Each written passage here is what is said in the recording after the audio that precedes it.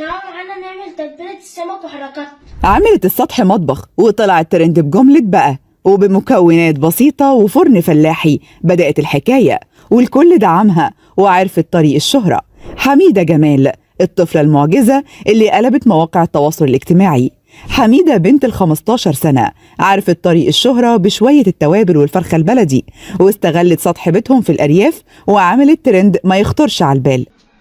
نطرة فلفل أسمر بقى، هنحط ملح أبيض بقى، هنزل بفصين توم. وبقت أشهر طباخة في المنصورة، وظهرت في بيتهم المتواضع على السطح قدام الفرن البلدي والطبلية الخشب، وهي بتعمل أحلى الوصفات على قد الإيد، وبقت ولا أجدعها شيف في مصر. واللي عجب الناس إنها شبهنا وشبه بيوتنا، وده كله خلى الناس يدعموها على السوشيال ميديا. وكان من بين اللي دعموها البلوجر إسلام فوزي، اللي نشر لها أكتر من فيديو على صفحته على الفيسبوك علشان تتحول حميدة جمال من طفلة مش معروفة لطباخة الكل بيدعمها. يلا بينا، انا هكتب وراكي. هنحط الزيت، هنزل بالتوم بقى. حطينا الزيت وهننزل بالثوم بقى.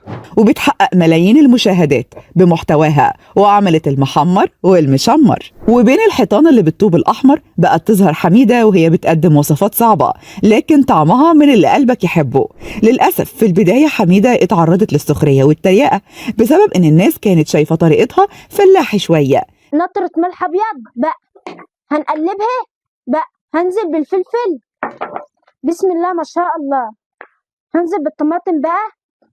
لكن اتحولت السخرية لدعم بعد ما الناس لقوا حميدة بتعمل وصفات صعبة وطعمها حلو رغم كل الظروف الصعبة في بيت بسيط ومن غير أي إمكانيات. وكانوا في البداية بيشبهوها بالتيك توكرز نعمة أم إبراهيم، لكن الناس مع الوقت تفاعلوا مع محتوى حميدة وبقت ترند، ووصفاتها بيتابعها ملايين المشاهدين.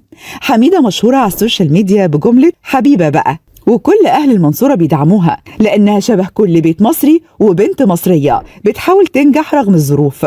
واللي محدش يعرفه إن حميدة مكملة في الترند علشان تساعد أمها اللي بتمر بظروف صحية صعبة، ووالدتها رغم تعبها إلا إنها دعمتها في محتواها ووفرت لها المكونات اللي بتستخدمها في وصفاتها. فيديوهات حميدة بقت آراء مختلفة، ناس شايفينها بنت مكافحة وبسيطة ومحترمة وبيقولوا كفاية إنها بتقدم محتوى مؤدب وما فيهوش حاجة خليعة ولازم نشجعها، وناس تانية شايفة انه مجرد ترند وهيموت. بس الحقيقة اللي لا يمكن حد يغفلها ان حميدة فكرت بره الصندوق ووصلت.